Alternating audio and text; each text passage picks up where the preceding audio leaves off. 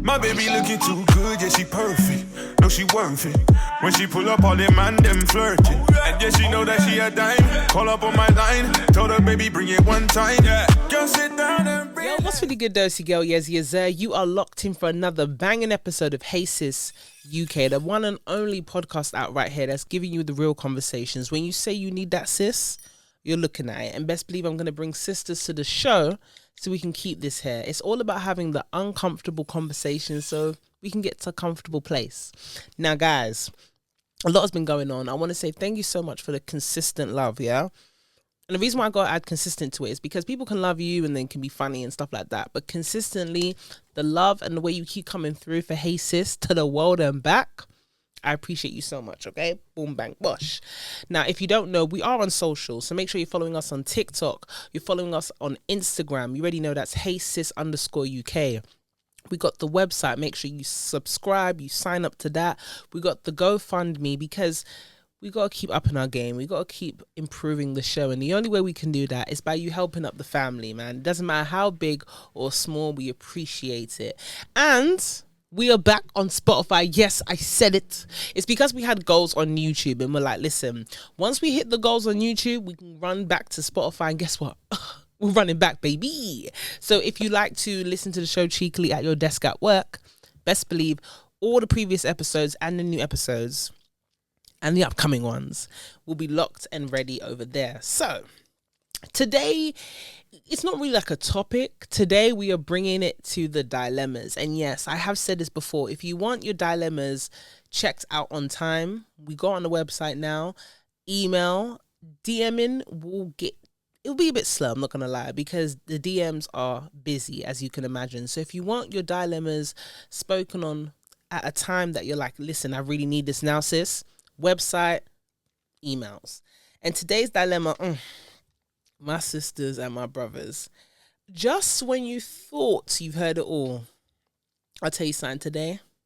Yeah, it's up the levels and things that I never thought I would hear this year, but here we go. So get your drink, get your popcorn, get your snacks. We're about to get into it. I've got my drink on the side, so let me sip on this one before we really get into it.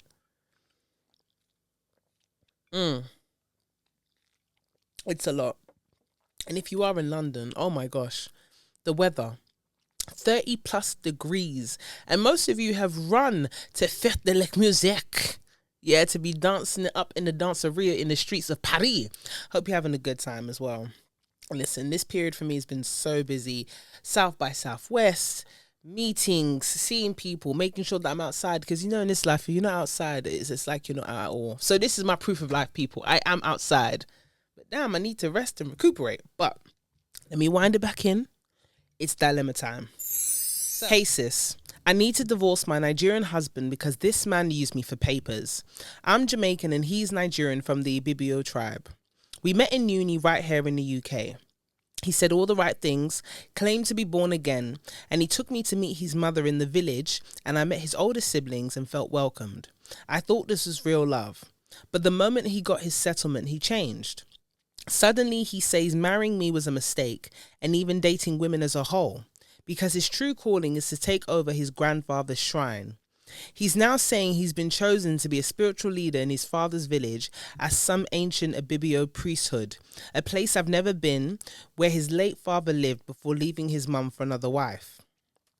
This man used me for love, my passport and my prayers, just to become the next witch doctor in training. How do you recover when the man who swore he was born again is now trying to resurrect his ancestral altar at your expense? I'm not just heartbroken, I feel like my happiness has been sacrificed. Sis, I feel for you so much because I'm going to say this plain and simple. Let's remember the grounds at which this man got with you. Yeah, he's in uni, you met in uni, I don't know what he's studying. He obviously needed you in order to get his permanent stay. I'm not gonna lie, sis, I don't want you to waste too many tears over this man because I think he's capping. And the problem is that a lot of people aren't grown enough to say, listen, I want you, to carry out this thing that I need, which is his permanent stay, or I want you and I don't want you anymore, and it's just that simple. Some people think they need to make up an elaborate lie so big to put you off, to make you want to, like you wrote here, oh, I want to get the divorce. You see how you now feel inclined to say, okay, I'm going to divorce this person because he's into some next world that I'm not familiar with. And sis, I don't blame you. As a Christian woman, if someone isn't evenly yoked with you, you don't have to force it.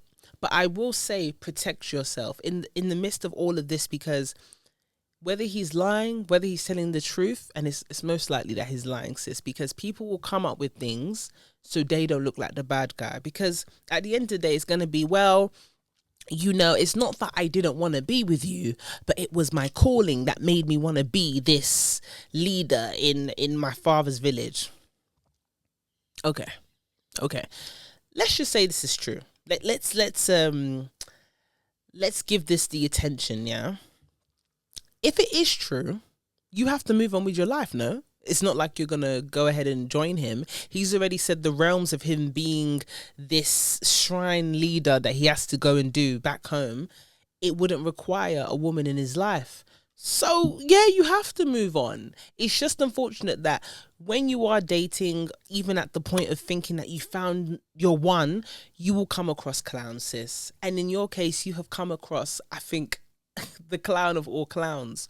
Because as an adult man, you would hope that someone would be man enough to say, listen, I don't want to be with you.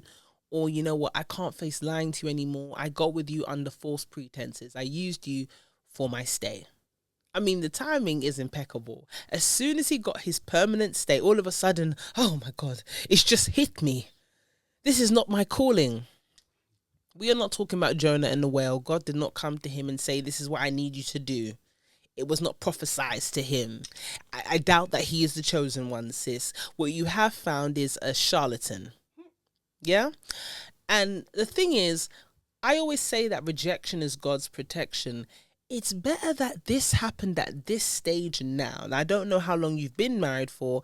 I don't know how much your lives have been interwoven at this point. But I'd like to think that it won't have to be a messy divorce. So when I say messy divorce, is that if you have been with someone for a certain amount of time and you have gained and accumulated certain assets together, houses, cars, businesses, a certain amount of money in a joint account, children, it can be messy when we're talking about dividing these assets, deciding where the children will stay. You didn't mention children, so I imagine there isn't children in the mix at this point. And if there isn't, sis, phew. If there is, I guarantee you he's not going to be fighting for them. I'm pretty sure that you are going to be 100% the sole carer of any kids involved in this situation. But I'm telling you, I know it's stressful. I know you are heartbroken. I know you feel like you have to start all over again. But, and as generic as it might seem, it could have been worse. Yes, was he a slimy toad for saying, oh, you know, I need to go and this calling back in my village? The man might just move to another town. You might go on Facebook one day and see him with somebody else getting remarried.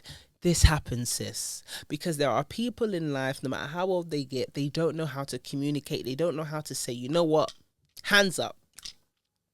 This ain't for me anymore. And I'm telling you, don't be shocked if you hear through the grapevine or if you see online that he's with somebody else. And to be honest with you, sis, all you can really do is pity that woman. If he left you for somebody else, it doesn't mean that person's better than you. It says more about him than it does you. Don't even judge the woman he's with, because a lot of people can be under some sort of pretense. They don't even know what's going on. I mean, bravo to him though. As far as charlatans go, and let's just call him Del Boy for the sake of it. If you're familiar with Only Fools and Horses, you know what I'm talking about.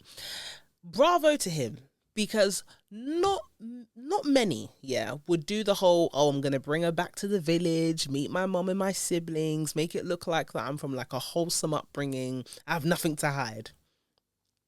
And this brings me back to the previous episode where it's very good to know the upbringing of the person you're dating. What was the dynamic of their parents' marriage? What is it like today? Now, you've just told me that his own dad, who's no longer with us, and I don't like to speak ill of the dead, but his own dad had left his mother for another woman.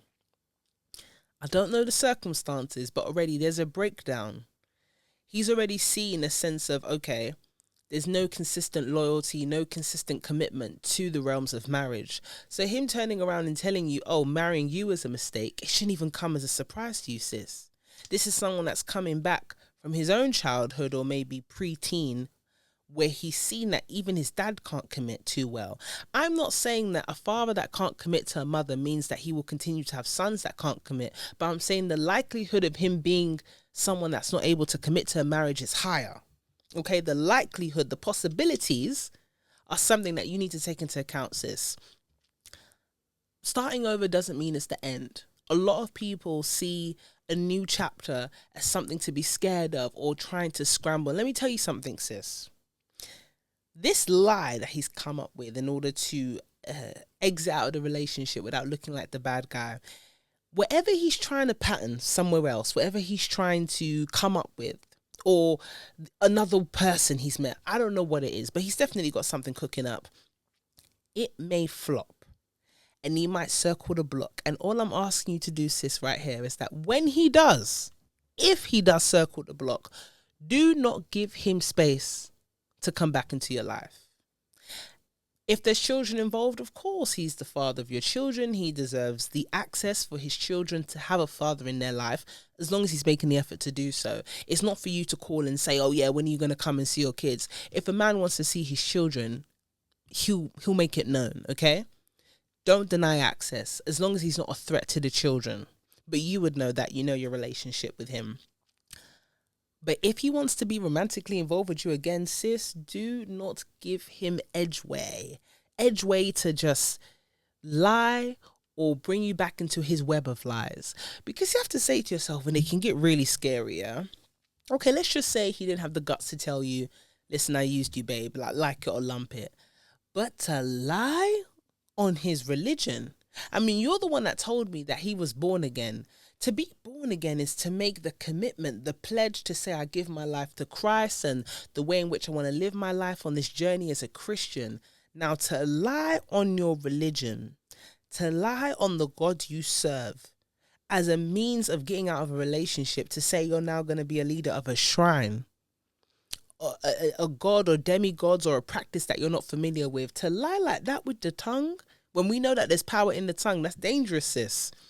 That's not someone you should even want to get involved in. No matter how many times they say, oh, I'm sorry, or I'm scared, or if he says, oh, you know, I went to go and be the shrine leader, but things didn't work out, I'm back, baby. Good for you that you're back. Yeah, there's no space. You need to be with someone that's transparent.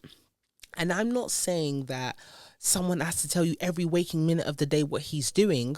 But sis, you need to be able to go to bed at night and wake up in the morning and say, I know who I'm with. I know who I'm married to. I know who I have made this promise to God to be with for the rest of my life.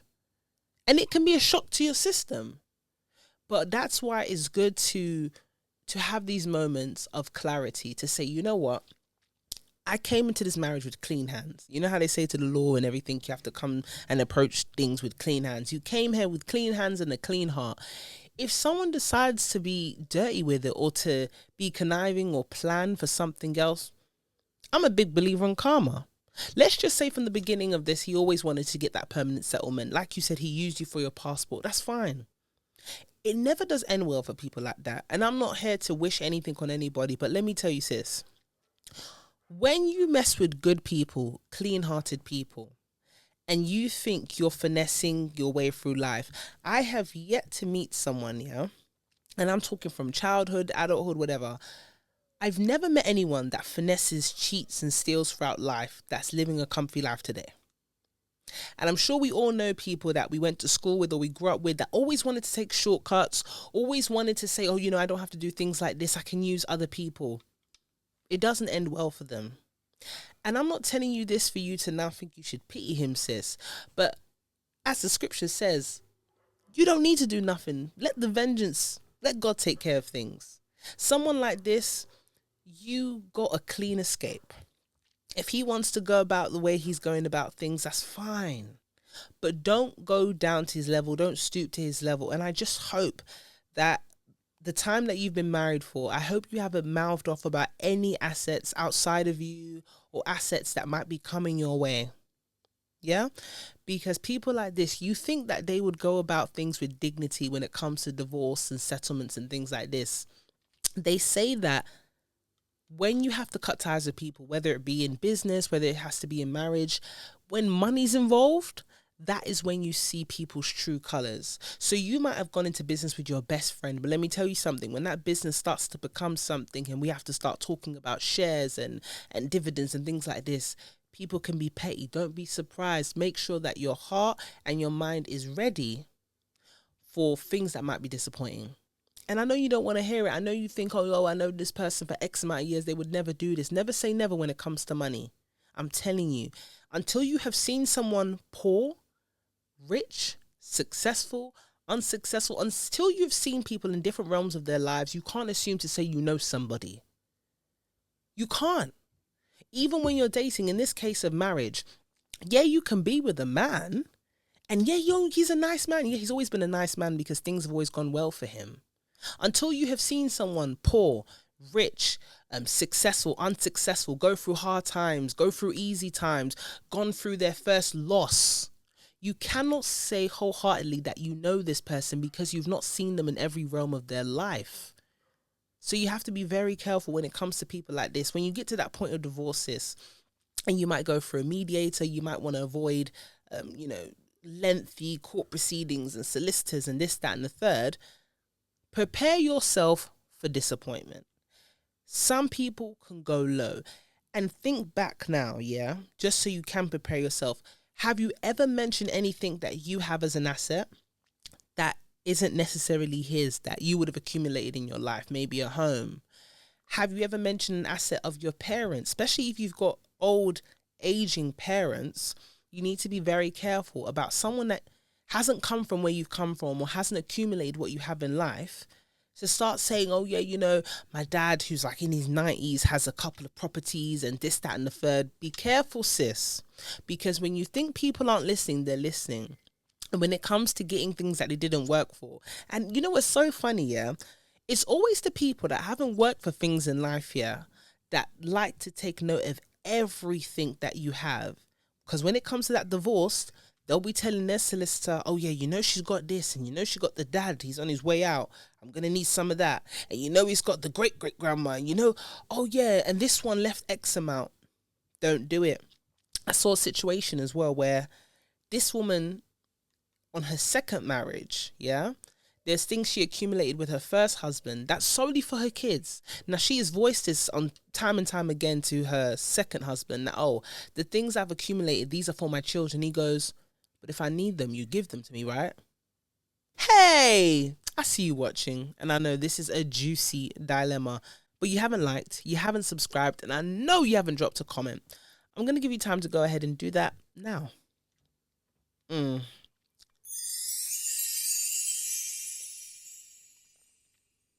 Yeah, that's enough time. Let's get back to the episode.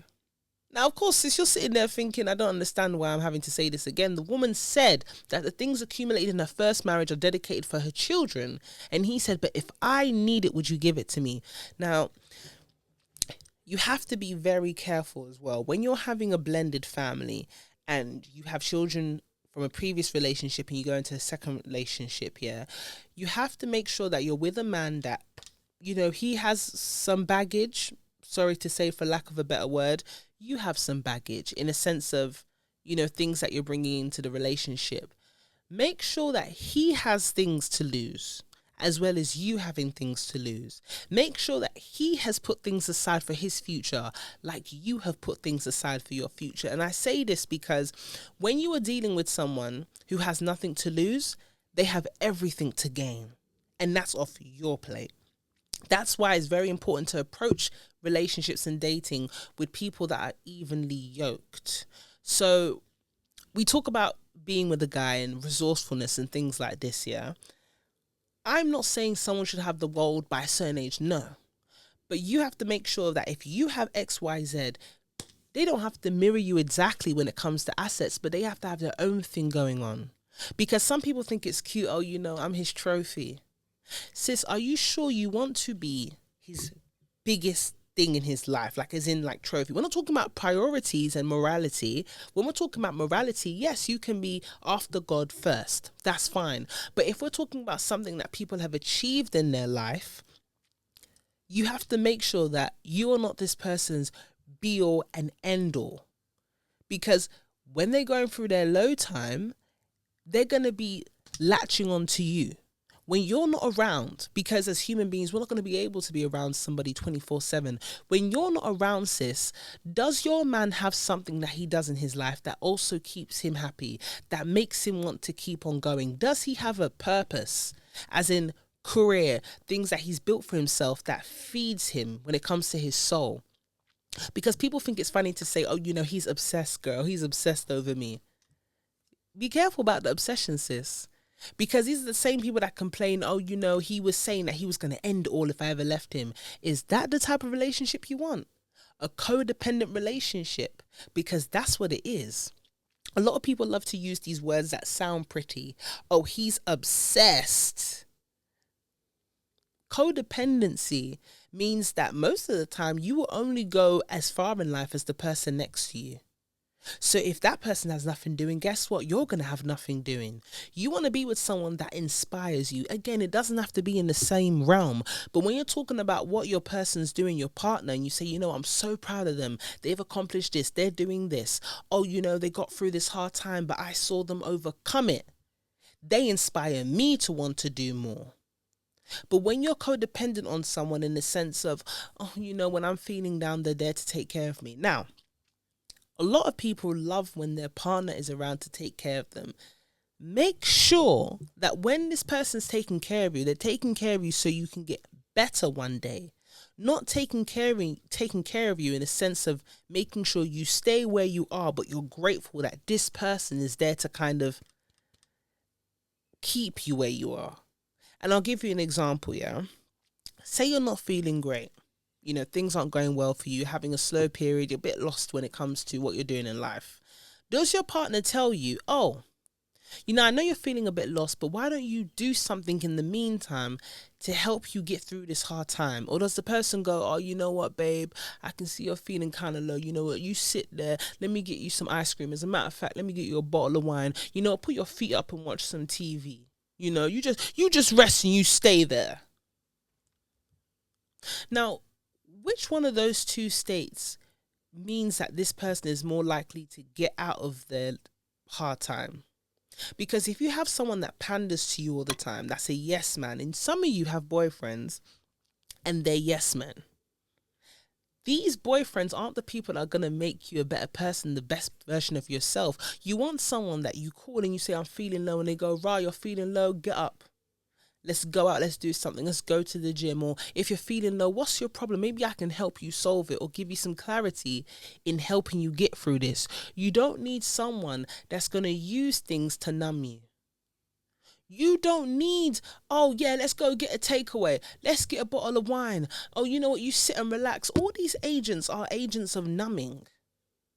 Oh, let's chill here and just smoke up. Numbing, but you're not fixing the issue. So, without saying too much, because I don't want to get off the topic, is that, sis, this divorce isn't a blessing in itself. You know, you will be fine. You were fine before him, you'll be fine after him. And when you do go back into dating, I do want to say, take your time, because a lot of people, they don't know how to get past a relationship without getting into another one. I don't want you being a grasshopper and jumping from relationship to relationship. You take time to heal. Because whether you mentally checked out of the relationship beforehand or if you were the first one to file for divorce, that's fine. But you still need time to heal, because what you don't want to do is now your antennas are up. Because unfortunately, when you are betrayed in a relationship, what happens? Trust goes out the window, and you know who comes a knocking? Paranoia. I don't want you now to bring that paranoia into a new relationship, and then the new guy you're dating, poor him, he has to deal with all of that trauma. And there might still be a little bit of trauma he's dealing with, but you don't want it to be while it's still fresh. To the point where if he says something now, you're triple guessing everything he's doing. So take some time out, rest, heal. When you do go back, don't rush into marriage. date, get to know somebody. Maybe go for someone that has more going for him. I'm not saying that your husband didn't have a lot going for him, but it's hard to know if someone wants you when they're not really your equal. And let's start with someone that was born in the UK, perhaps someone that has a passport that doesn't need you for that. Someone who, now you said in uni, so you're qualified. Someone that's qualified in himself. Someone that's got something going for him where he doesn't need you. And if you want to say, okay, well, how do I find out if a guy doesn't need me for something? Get to know. Ask questions. If he's uncomfortable talking about himself, it could be a red flag. Because, okay, a lot of women, you find yourselves sheltering a man. Find out if he has a house, because then if he has a place of his own that he's staying at, you know he doesn't need you for housing. Fine. Has he got a job? You know he doesn't need you for money. Has he got a passport? You know he doesn't need you for a permanent stay or any visa of any nature like that. You're fine. If he has a kid and he's of a certain age, great. That means he's not trying to breed you anytime soon, because he has a child. He has responsibilities, probably on child support. He's not going to be rushing to do these things. But you find that if a man hasn't got a house and he has no children, the first thing he's going to want to do is breed you so he can have a kid, to have an excuse to live in your house. Yeah? You need a man that has a lot going for himself, because then he's not going to rush you into chapters that you're not ready for. He's going to want to take his time in the things that make sense. Yeah? He's going to want to build with you if he doesn't have these things. But if you have these things and he doesn't have these things, he's going to do everything within his power to latch onto you. Because having a child with someone, that's a given. Why wouldn't you house your baby father? Of course you would. If you got to put food in the fridge, of course you have to, because not only you, but everybody got to eat. That's why I'm saying that if you are going to date somebody, you need to know what they have going for themselves. At a certain point in a certain age, you're not going to be sat down with a man asking him, oh, what are you going to do with your career? Sat there helping him. You should have patterned something already at this point. You're building together. You're not helping him build. Because a lot of you think, oh, no, we're building together. No. If you're still doing everything for him, you're not building with him. You're building him. You're doing Build-A-Bear when it comes to man. You don't have time for that. You're over 25, sis. Wake up. Yeah? What are you doing? That's great that you're doing that. And how you support someone? Oh, let's celebrate your wins. That should be your support. Celebrating the wins, or creating the environment that allows him to win. Oh, you got a meeting on Zoom? That's fine. I'm going to step out, make sure that the yard is quiet for you so there's no interruptions. All the connections you're doing, it isn't guaranteed that you're going to get anything back from it. Yeah? You really need to know the character of this person. See what they have done for themselves before you go ahead and start saying, oh yeah, I want to help out in this manner. If you're not a man, not everybody has that dynamic of, oh yeah, I'm going to date the person and they just so happen to be an expert so they can manage me in this industry. Not everybody has that. If you're a doctor and your man's an accountant, yeah, you can celebrate your man's wins as an accountant. You don't have any knowledge about accountancy. Don't be going to do too much. Don't do it. Because when it comes to dating someone, and this goes for men and women, you want to be with someone that has a natural thirst and hunger for achieving, for learning, for growth. It's innate in somebody. You can't plant that in someone. So you're going to find yourself frustrated a lot when it comes to dating. If you keep saying to yourself, oh, you know what, I can make them, hungry for success, and I can make them want to yearn for more. You can't make another human being yearn for more. It has to be within them. When people go, oh, that person makes me want to be the best version of myself, it's because they felt that natural urge to want to do that. They felt compelled because you brought that into them. You brought that out of them. You can't train someone to have the urge to want to do more for themselves. So, sis, when it comes to this dilemma, I think you're fine. Don't be confused because he's definitely lying to you. Definitely move on with your life because you don't need someone that can do something that drastic. And more power to you, sis. I'm praying for you. The whole team is praying for you. You got to keep going. And if you want to give us an update on how things are going for you, we're more than happy to do that because we are your sisters online and in a real life. Guys, if you have been listening to this episode, you know it's another banging one of Hey Sis. Make sure you're following us on Spotify, Instagram. The website is there, heysisuk.co.uk. Don't forget to subscribe to Hey Sis UK so you never miss out on an episode. And final takeaways. If someone doesn't want you, you take that for face value and you move on. Because let me tell you something. God has a plan not just for me, but for you. Okay, I'm not even worried about you, sis. If anything, it's comical at this point. You're going to be with your girls one day, sipping, doing cheers and going, remember that clown that I was dealing with back then? Trust. Anyway, guys, you have been listening or watching to another banging episode of Hey Sis. Make sure you stay blessed. I like what I see and I want to get more of that. I undress and he blows success. Lay down as you decompress. Come on and forget the stress. Got the 9 to 5 cause he tryna change his life. He can't help it but to show his bad side. So you call me Yezzi when he want that good ride. Follow my stride, you know you want a good time. Pick any card, I know it won't decline. He know how to please me, never tease me. Keep me in Givenchy, laced in Gucci. Quick, take the keys and drive to Chelsea. He Escalini.